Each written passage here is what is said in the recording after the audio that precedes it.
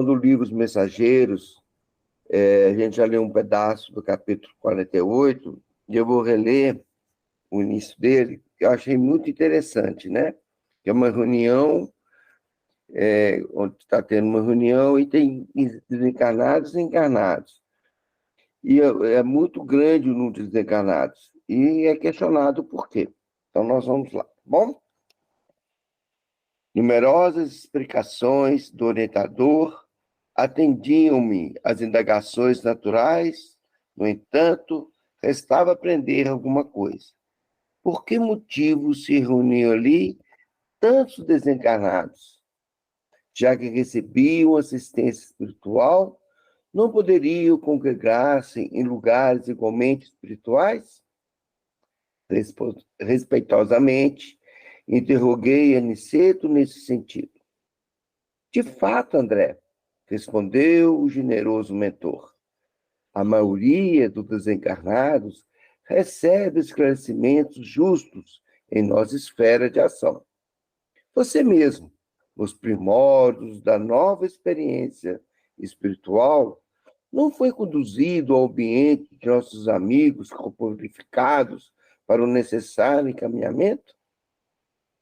Grande número de criaturas, porém, na passagem para cá, sente-se possuído de doentia saudade do agrupamento, como acontece no plano de evolução aos animais, quando sentem a mortal saudade do rebanho.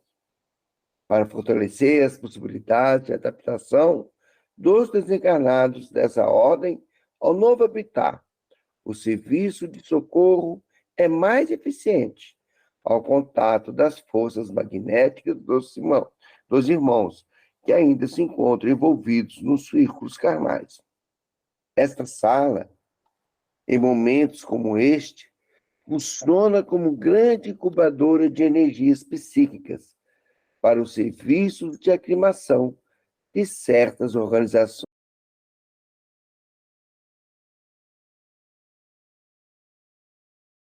espirituais à vida nova. E designando a grande assembleia de necessitados, continuou. Os irmãos, nas condições a que me refiro, ouvem-nos a voz, consolam-se com o nosso auxílio, mas o calor humano está cheio do magnetismo de teor mais significativo para eles. Com semelhante contato, experimento o despertar de forças novas. Por isso, o trabalho de cooperação em tempos dessa espécie oferece proporções que você, por agora, não conseguiria imaginar. Não observou os preguiçosos, os dorminhocos e invigilantes que vieram colher benefícios dessa casa? Pois ele também deram alguma coisa de si, deram calor magnético e radiações vitais, proveitosas aos benfeitores deste santuário doméstico, que manipula os elementos dessa natureza, distribuindo-os em valiosas combinações fluídicas, às identidades combalidas e inaptadas. E sorrindo, concluiu bondoso. Tudo tem algum proveito, André. Nosso Pai nada cria em vão. Terminada a reunião com benefícios gerais, que não me cabe descrever pormenorosamente, atendeu Aniceto ao facultativo desejo de aproveitar o concurso nobre junto aos clientes. Grande número de vezes, exclamou o receitista do grupo de Dona Isabel, como a prestar informações a Vicente e a mim. Não só ministramos medicação aos corpos doentes, mas também orientamos os desencarnados que no curso da moléstia se encontram sob nossa assistência. E são sempre muitos, indaguei. Número crescente, elucidou o atencioso. Há ocasiões em que contamos com a cooperação de amigos ou parentes espirituais dos enfermos, mas, na maioria dos casos, somos forçados a agir por nós mesmos. Felizmente, quase nunca estamos sem auxiliares dedicados e ativos. Há companheiros que se consagram a cuidar de tuberculosos, cegos, aleijados, leprosos, perturbados e moribundos, isoladamente. São eles nossos devotados colaboradores em todas as situações. Puséramos-nos a caminho e, a breves minutos, estávamos diante de um edifício de vastas proporções. O colega gentil conduziu-nos ao interior do espaçoso necrotério, onde defrontamos com um quadro interessante. O cadáver de uma jovem de menos de 30 anos ali jazia, gelado e rígido, tendo assolado uma entidade masculina em atitude de zelo. Com assombro notei que a desencarnada estava unida aos despojos, parecia recolhida a si mesma, sob forte pressão de terror. Cerrava as pálpebras, deliberadamente, receosa de olhar em torno. Terminou o processo de desligamento dos laços fisiológicos, exclamou o facultativo atento. Mas a pobrezinha, há 6 horas que está dominada por terrível pavor. E apontando o cavaleiro desencarnado, que permanecia junto dela, cuidadoso, o receitista esclareceu. Aquele é o noivo que a espera há muito. Aproximamo-nos um tanto e ouvimos-no exclamar carinhosamente. Cremilda, Cremilda, vem, abandona as vestes rotas. Fiz tudo para que não sofresse mais. Nossa casinha te aguarda, cheia de amor e luz. A jovem, todavia, cerrava os olhos, demonstrando não querer vê-lo. Notava-se perfeitamente que seu organismo espiritual permanecia totalmente desligado do vaso físico. Mas a pobrezinha continuava estendida, copiando a posição cadavérica, tomada de infinito horror. Aniceto, que tudo pareceu compreender num abrir e fechar de olhos, fez leve sinal ao rapaz desencarnado, que se aproximou comovido. É preciso atender de outro modo, disse o nosso orientador resoluto. Vejo que a pobrezinha não dormiu no desprendimento e mostra-se amedrontada por falta de preparação espiritual. Não convém que o amigo se apresente a ela já já. Não obstante o amor que lhe consagra, ela não poderia revê-lo sem terrível comoção, neste instante em que a mente lhe flutua sem rumo. Sim, considerou ele, tristemente. Às 6 horas, chama sem cessar, identificando-lhe o terror. Redarguiu Aniceto, conselheiral. Ausência de preparação religiosa, meu irmão. Ela dormirá, porém, e tão logo eu consigo repouso, entregá-la-emos aos seus cuidados. Por enquanto, conserve-se alguma distância. E fazendo-se acompanhar do facultativo, que assistira espiritualmente a jovem nos últimos dias, preparou-se da recém-desencarnada, falando com inflexão paternal. Vamos, Cremilda, ao novo tratamento. Ouvindo, a moça abriu os olhos espantadiços e exclamou: Ah, doutor, graças a Deus, que pesadelo horrível! Senti-me no reino dos mortos, ouvindo meu noivo, falecido há anos, chamar-me para a eternidade. Ô, gente, vou ter que parar um segundo, que eu tenho que arrumar a bateria aqui, só um segundo.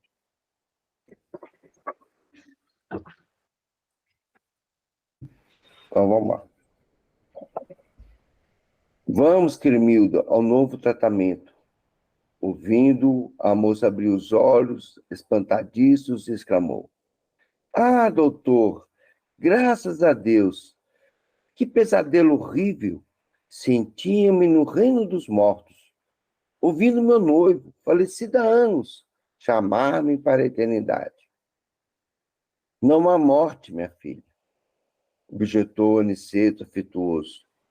Creia na vida eterna, profunda e vitoriosa. É o senhor o novo médico? Indagou confortada. Sim, fui chamado para aplicar-lhe alguns recursos em bases magnéticas, tornando-se indispensável que durma e descanse. É verdade, tornou ela de modo comovente. Estou muito cansada, necessitando de repouso. Recomendou-nos o instrutor, em voz baixa, prestássemos auxílio em atitude íntima de oração, e depois de conservar-se em silêncio por instantes, ministrou-lhe o passe reconfortador. A jovem dormiu quase imediatamente.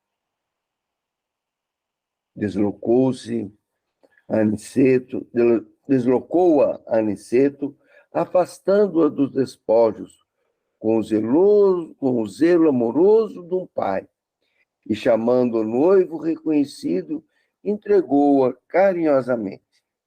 Agora poderá encaminhá-la, meu irmão. O rapaz agradeceu com lágrimas de júbilo e viu retirar-se de semblante iluminado, utilizando a volitação a carregar consigo o fardo suave do seu amor.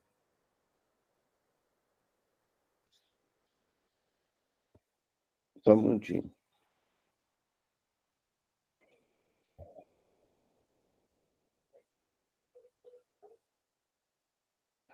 Nosso mentor fixou um gesto expressivo e falou: pela bondade natural do coração e pelo espontâneo cultivo da virtude, não precisará ela de provas purgatórias. É de lamentar, contudo, não tivesse preparado na educação religiosa dos pensamentos. Em breve, porém, ter-se-á adaptado à vida nova. Os bons não encontram obstáculos insuperáveis. E desejoso, talvez, de consubstanciar a síntese da lição, rematou. Como vem, a ideia da morte não serve para aliviar, curar ou edificar verdadeiramente. É necessário difundir a ideia da vida vitoriosa. Aliás, o Evangelho já nos ensina, há muitos séculos, que Deus não é Deus de mortos, e sim o Pai das criaturas que vivem para sempre. Acho que ficou pequeno para vocês aí. Vamos passar para o novo capítulo, 49, Máquina Divina. Mas antes vamos fazer uma pequena reflexão, né? E como é importante a gente nos preparar, né? Estarmos preparados. E que a vida é uma eterna continuidade, e de falar de Jesus, eu acho também, sabe? Porque muitos, eu acho que foi a Ana que falou ontem, né? Muitos não acreditam, são totalmente céticos. Mas a gente tem que acolher a todos e ir falando, né, da vida eterna. Porque ela está presente, né? A gente é uma passagem, né? A gente vai para a vida eterna quando sair daqui, quando a gente desenganar. A gente já está vivendo a nossa vida eterna, né? A gente estava antes e agora chega aqui, tem essa experiência, entra nessa escola da vida, né? Para que possamos seguir, arrumar a casa, vamos dizer assim, tirar a poeira e retornar. Eu não consigo ver, alguém quer falar aí? De Jair quer falar. Então, diz. Eu só queria falar, porque toda vez que eu leio esses textos e tudo mais, eu fico assim, sabe, feliz por ter esse conhecimento, porque é um conhecimento de pessoas que estavam do outro lado e passaram para a gente. Isso é um salto, eu não sei o que é quântico, mas eu vou falar assim, é um salto quântico, é um salto abissal, esse conhecimento que vê a mensagem do outro lado para a gente. Isso aí, em termos de educação espiritual, é fantástico. É o mundo todo que vem aos nossos pés, é uma coisa incrível. Então, no meu caso, sou sempre agradecido aos mentores espirituais, aos amigos espirituais que nos passam essas informações, que é uma coisa incrível, é fantástico. É isso que eu queria falar. Você ontem, de Jair, mostrando tudo, falando sobre isso também, das suas experiências, né? E falando do Brasil, pátria do Evangelho. E, inclusive, você falou do cigarro, do álcool e tal. Eu vejo como o Brasil melhorou e muito. Como a gente é abençoado de estar nesse país, né? Nessa encarnação. E compartilhar isso, todos esses ensinamentos que a gente vai tendo no dia a dia, né? Como a Glaucia fez na oração dela hoje, né? Temos que compartilhar, né? Veja só, uma vez eu achei interessante que eu estava assistindo uma palestra do Edivaldo Franco e ele falou que tem países que não sabem nem o que é espiritismo, que existe o espiritismo. É uma coisa incrível, cara. Isso aí nós já estamos falando de, no mínimo, alguns milhões de pessoas. Aqui no Brasil, você sendo até ateu, você ouviu falar do espiritismo. Em algum meio de comunicação, alguma conversa paralela, até numa conversa no bar, até no carnaval, você pode ter visto falar do espiritismo. Mas tem países que não sabem nem que existe isso. Então, quer dizer, para a gente aqui, nós estamos nesse lugar. Tudo a gente sabe que está no lugar certo, na hora certa, tudo certo. E o nosso desenvolvimento espiritual começa aqui também, né? É isso. Sim. Mas é importante dar o nosso depoimento também, né? A gente tomar consciência, igualzinho a Glaucia falou ontem, chamou atenção para a gente ontem, né? Evitar de comer carne, ter mais consciência, né? Evitar o álcool, para que a gente possa ser melhor, né? E com certeza, eu estava numa palestra na Comunhão Espírita aqui em Brasília, e foi tão bonito que ele falou assim, cada um, eles têm mais ou menos 3 mil pessoas ali, né, que contribuem. Se cada um levar 1 quilo de alimento, são 3 mil quilos. Se cada um, a cada momento, dê um exemplo de vida, dê um exemplo de falar assim, não, obrigado, né, chegar a carne, vai conscientizando o outro também, e as pessoas que estão em nossas voltas, né? Não é essa a intenção, a gente não está aqui para convencer ninguém, mas as pessoas vão encontrando o caminho delas, né? Vamos continuar a leitura? Podemos? Acho que ficou muito pequenininho aqui para mim. Vamos ver se eu consigo ler. Só um minutinho. A Ana tá aí, tá? Agora eu vi a Ana A aí. Ana chegou. Então, vamos lá. Máquina divina. Não se passaram muitos minutos e estávamos ao lado do agonizante, cuja situação preocupava o clínico espiritual. Era um cavaleiro de 60 anos presumíveis, que a leucemia aniquilava morosamente.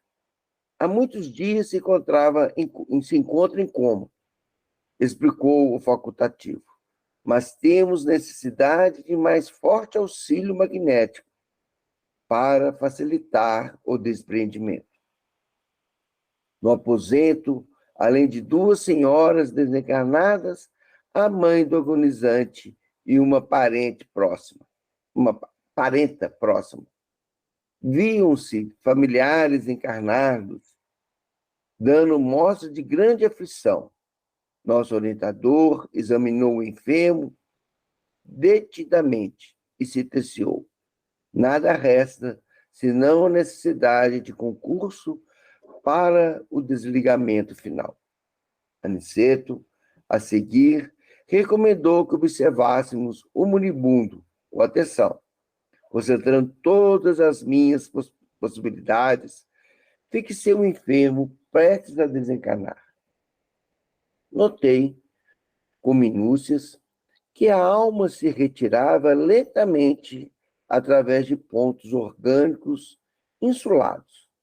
Assombrado, verifiquei que, bem no centro do crânio, havia um foco de luz mortiça, candelabro aceso às ondulações brandas do vento. Enchia toda a região encefálica, despertando-me profunda admiração.